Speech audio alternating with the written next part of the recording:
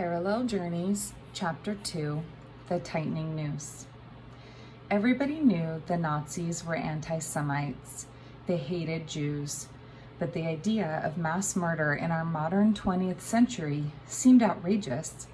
Many Jews, my parents included, tried to wait it out.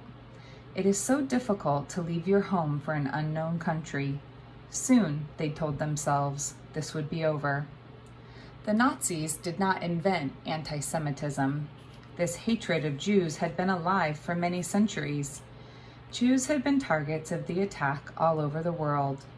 But one of the areas where the hatred was especially strong was in Central and Eastern Europe, from Germany to Poland and Russia.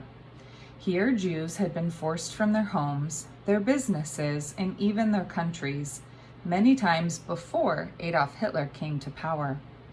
Jews were accused of killing Christ. They were hated because some were successful in business and had become wealthy. They were blamed for many of the evils in the world when there was no one else to blame. Sometimes they were hated simply for having been born Jewish. Some of the strongest anti-Semites were also good Christians. Martin Luther, the 16th century German who started the Protestant religion, called Jews the Christians' most vicious enemy. Luther urged his followers to destroy Jewish homes and synagogues. "Let us drive them out of the country for all time," he said in a speech. Still, many Jews continued to put their country ahead of their religion. They thought of themselves as Russians or Poles or Germans first, and Jews second. Helen was a young Jewish girl living in Frankfurt, Germany in the early 1900s. Her mother was German. Her father came from Lithuania on the Baltic Sea. Mother's relatives had lived in small villages in southern Germany for many centuries.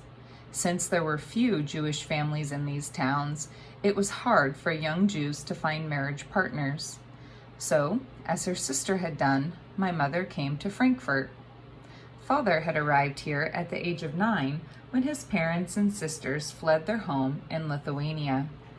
Like hundreds of thousands of people, they were escaping the pogroms, the killing of Jews that were then going on in Western Russia. After Mother and Father met, it took 5 years for her to say yes to marriage. At the time, German Jews considered themselves better than Eastern European Jews. Mother worried that marriage to a Lithuanian might not be the right decision. Because Father was a foreigner, without German citizenship papers, they could not be married in Germany. So although it was not proper for an unmarried couple to travel together, Mother and Father set out for London. There, they were legally married. Immediately, they returned to Germany, and 9 months later, I was born. Frankfurt in the early 1900s was a vibrant, exciting German city. It lay east of Alphonse's hometown of Wittlich, about 60 miles, across the Mosel and Rhine rivers, toward the center of the country. Helen spent her entire childhood here along the River Main. Offenbach was the city of her birth, and across the river was Frankfurt, an important harbor, birthplace of the famous poet Goethe, for whom the city's great university was named. It was a European center for books, business, and banking. Germany was Helen's homeland. Frankfurt offered the city life that she loved, and there was so much to do. Go to concerts and plays, share good books with friends, hike and picnic in the forest nearby. I was a happy teenager like my girlfriends, with one exception. After high school, I went on to the university, something my mother never understood. She wanted me to get married as early as possible. My future husband, she said, must be German Jewish and rich. One summer, Mother found the perfect choice for me. He was 32. I was 16 and absolutely not interested in this old man. So I behaved in an obnoxious manner. I did not want to get married then or later. I wanted to study and maybe to teach. I wanted to spend the evenings with my friends. We like to discuss politics, go to horse races, and irritate our parents by wearing very unattractive clothing. A few years later, after she had been working and saved some money, Helen took a vacation trip to the North Sea. There, on her own, she finally found a young man who seemed right. But the idea of marriage raised problems with Siegfried Wolfarth's parents. He was from a strict Jewish family, much more religious than Helen's. His parents did not like the fact that her father was Lithuanian. Worse yet, it looked like Siegfried would soon lose his job, which meant he could not support a wife. In April of 1933, the Nazis had announced a boycott of Jewish shops. No good Aryan German could buy at a store owned or run by Jews. No good German could see a Jewish doctor or lawyer. Jews, Hitler proclaimed, would no longer be allowed to teach in public schools or to work in government jobs. Before we could make definite marriage plans, Siegfried, under the new laws, lost his job. And after 3.5 years at the university, I had to quit my studies. There were now no Jewish teachers. Siegfried's mother could not understand why, under these conditions, we would want to get married. She called it a most unwise decision and told us she could not give her permission. Yet, against the advice of his parents, we continued our plans. Convinced that I would impress them if we talked in person, Siegfried arranged a meeting. I was invited to the family home one evening. After serving tea and pastries, Siegfried left me alone with his mother while we talked. I was polite, but firm. Finally, I told her, "I am sorry that you cannot agree with us, but remember, Mrs. Wolfarth, that whether you want it or not, I will carry your name until the end of my life." As it turned out, this was not to be. Helen and Siegfried decided on a June wedding in Romerberg, Frankfurt's century-old city hall. But when Helen's father learned that the Wolfarths were against the marriage, he was furious. "Whoever does not want my daughter, for whatever reason," he announced, "does not have to eat my food." And with that, he cut Siegfried's parents from the guest list of a dinner party that he planned for the young couple. Immediately after the ceremony, Helen and Siegfried began making plans to leave Germany. Conditions for the Jews were getting worse every day. Siegfried had a friend, A.G., who was going to start his own metal business and wanted Siegfried to help him.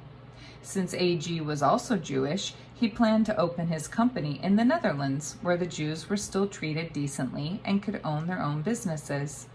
For a country that wanted to be rid of Jews, the Nazis certainly made it hard for us to leave. We had to fill out a huge number of forms. There were legal papers, tax records, bank accounts, and endless lists of furniture, books, clothing, and household goods. We were allowed to take only a small amount of money, so we decided to spend it before we left. Oh, how we splurged, buying things like a refrigerator and a vacuum cleaner that we didn't really need. Moving day finally came in June, 1 year after our wedding. While we finished packing, 2 guards watched over us constantly. They were checking to see what went into our large wooden boxes. Another guard went through every book. Everything about the move was difficult, but the hardest part was saying goodbye to our families. There were our parents, my 14-year-old brother, Siegfried's younger brother, and all our friends from childhood. When, if ever, would we see them again? The Nazi noose was tightening. On September 5th, 1935, Hitler's government made the swastika an official part of the German flag. But another darker event also took place that day. It was an event that brought to an end all hope of fair treatment for the Jews in Germany. The Nuremberg racial laws were passed. These laws made it very clear who was a Jew. Immediately, all Jews lost their citizenship. They could no longer fly the German flag. German citizens of the Third Reich were forbidden to marry Jews. Many towns in Germany announced a new goal to be Judenrein, or clean of Jews. The answer for many German Jews was to do what Helen and Siegfried had done, leave. During Hitler's first 2 years in power, more than 100,000 Jews fled the country.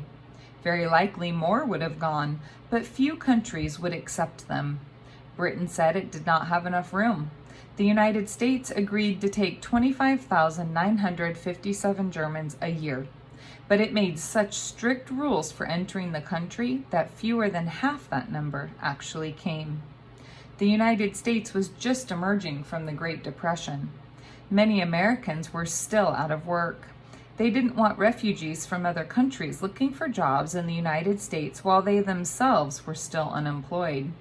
The feeling was similar elsewhere in the world.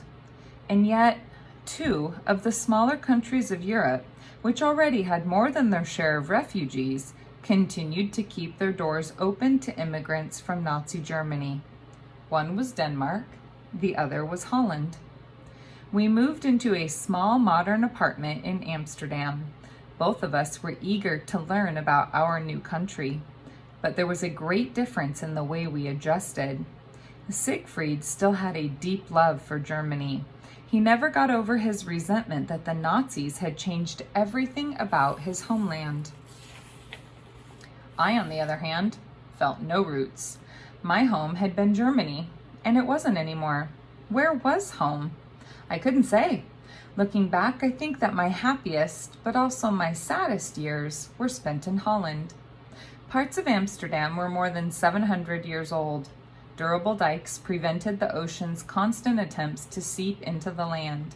5 big canals crisscrossed the city in crescent shapes, with smaller canals jutting off to their sides.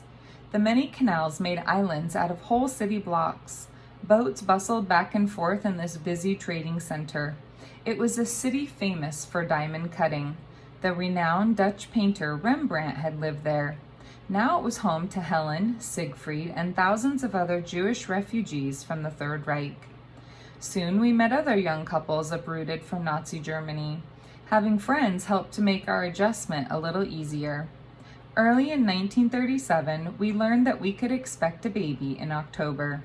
This news was a great joy, but money was a problem. AG could not give Siegfried a raise, and I could not get a working permit. In the bathtub one night, a solution finally struck me. I had made a friend, Ilse, who was a dressmaker. Ilse wanted to expand her business into something more elegant. She planned to rent a place in a fancy neighborhood where she could live, sew, and meet her customers. All she needed was somebody to redecorate a nice apartment to suit her needs. Ilse wanted the place to be so beautiful that her clients would exclaim over it. Money was no problem, she said. Was she a princess or what? The next day, I told Ilse that I was the person she needed. We agreed on a plan, and while she was away, I did the work. Both Ilse and her clients were delighted with the job. Using her place as a showcase for my decorating talents, I was able to start my own business as an interior designer. At last, we had an answer to our financial worries over the coming baby. It was on this project that Helen met a contractor and a carpenter, Ab Rusink, who would one day play a very important role in her life. Ab was a creative wizard and a great one with advice.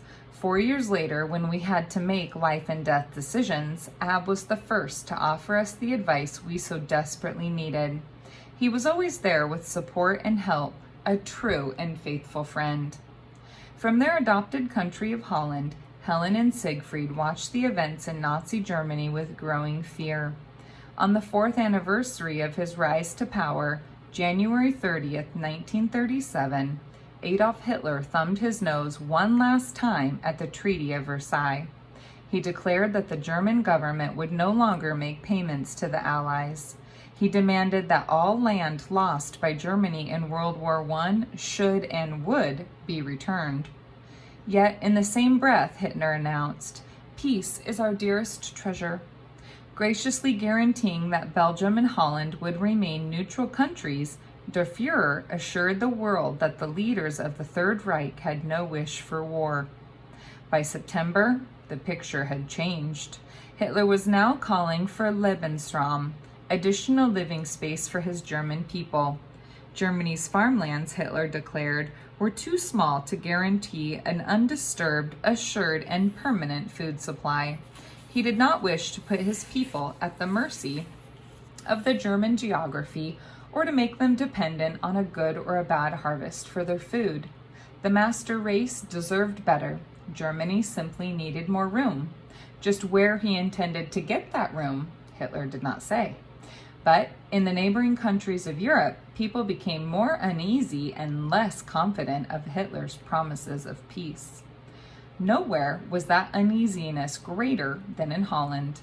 Helen and Siegfried, excited to be starting their own family, at the same time feared for the future of their unborn baby. At last, on October 28, 1937, our wish for a child came true. Our daughter Doris arrived. She was one of 4 little girls born to our close circle of friends in Amsterdam that year. 5 happy couples with 4 new babies. By the end of the war, just 8 years later, only 4 of the 14 of us would be alive.